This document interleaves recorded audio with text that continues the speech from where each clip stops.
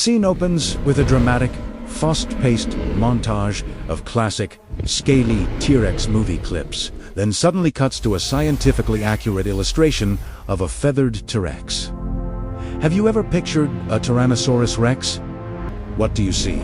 Towering, scaly, with a terrifying roar that shakes the ground. That's the monster we all know from the movies.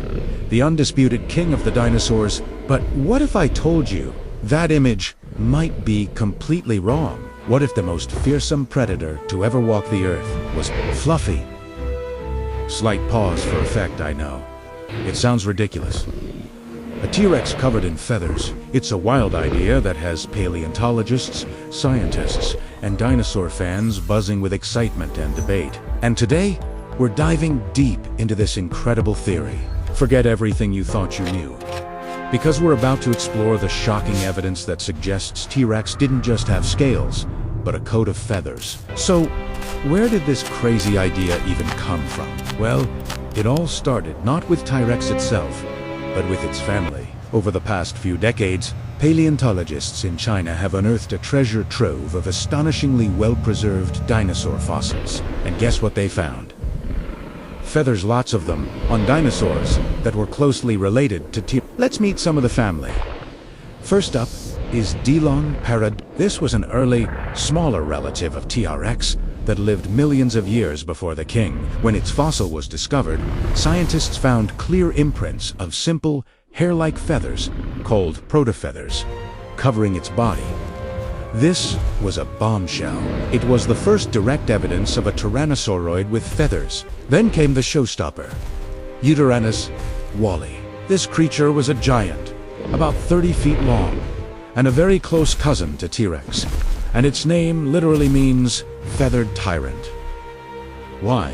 Because its fossil was found with beautiful, long, shaggy feathers preserved all over its body. It looked more like a giant, prehistoric bird than a scaly reptile. This discovery proved that even large tyrannosaurs could be covered in feathers. Okay, so T-Rex's cousins had feathers. That's interesting, but it doesn't automatically mean T-Rex did, right? That's a fair point. For a long time, the evidence for a feathered T-Rex was purely circumstantial.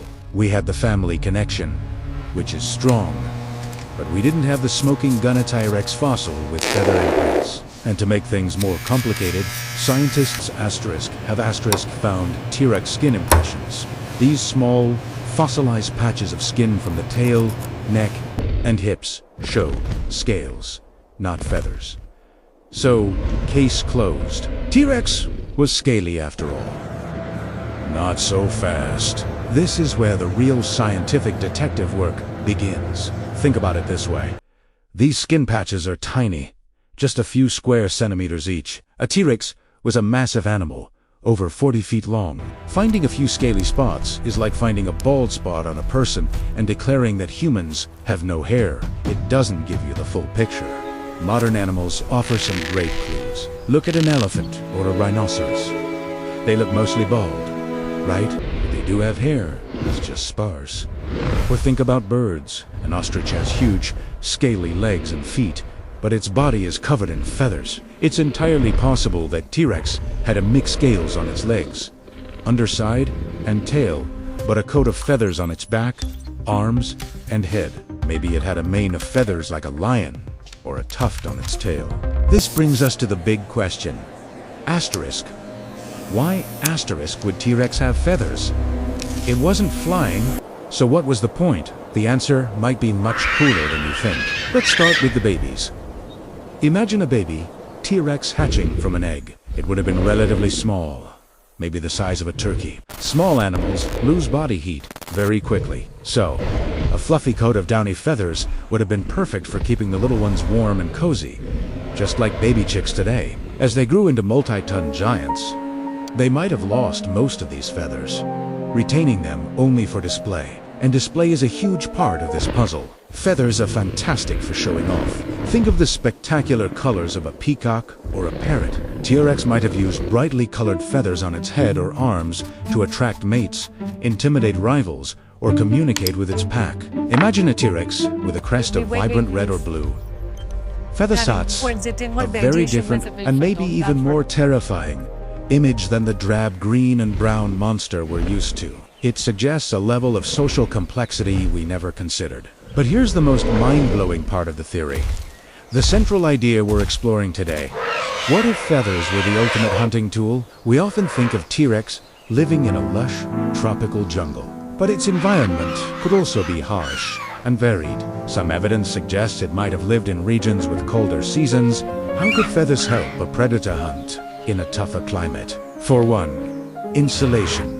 A light coat of feathers could have helped T-Rex maintain its body temperature without burning through precious energy, allowing it to stay active and hunt effectively, even when it was cold. This would have given it a major advantage over other large, scaly dinosaurs that might have become sluggish in the chill. Feathers could also provide camouflage. Not bright, flashy colors, but muted, earthy tones, grays, and whites that would help it blend into the background of a forest or a snowy landscape. A stealthy T-Rex is a much more effective hunter. And think about this. Feathers could have been used for silent movement. The soft, fringed edges of an owl's feathers muffle the sound of its wings, allowing it to swoop down on prey unheard. Could the proto-feathers on a T-Rex's body have helped dampen the sound of its movements as it stalked through the undergrowth?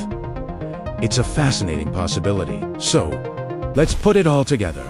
The classic image of the scaly, roaring monster is being challenged by a new, more nuanced, and scientifically backed vision. A T-Rex that starts life as a fluffy chick grows into a giant with a mix of scales and feathers, and uses those feathers not for flight, but for survival, for staying warm, for communication, and perhaps for becoming an even more deadly and efficient predator in a challenging world. The debate is far from over. We still need more fossil evidence to know for sure. But the journey to uncover the truth is what makes science so exciting. Every new fossil, every new study, adds another piece to the puzzle of these magnificent creatures. The feathered T-Rex isn't just a quirky new look. It represents a revolution in how we understand dinosaurs. It connects them more closely to their modern descendants, and paints a picture of a creature that was far more complex, dynamic, and frankly, more interesting than we ever imagined. The Tyrant Lizard King might have also been the feathered Tyrant King. What do you think? Do you prefer the classic scaly T-Rex? Or are you on board with the new, fluffy, and fierce version? Let me know in the comments below. It's an amazing time to be a dinosaur fan. Thank you so much for joining me on this prehistoric journey today. If you enjoyed this deep dive into the world of feathered dinosaurs, please give this video a thumbs up. And don't forget to subscribe and hit that notification bell so you won't miss our next adventure. Until next time, stay curious.